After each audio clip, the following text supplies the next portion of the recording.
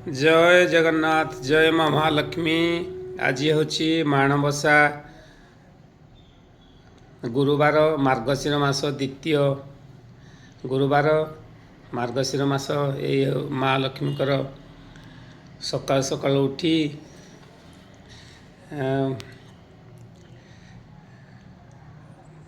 इतिश्री पूजा करछंती। देखंतु माँ लक्ष्मीकर आशीर्वाद ताका उपरे बहुत अच्छी, जेहेतु से सकाळु अंधारू उठी माँ को पूजा अर्चना करछंती।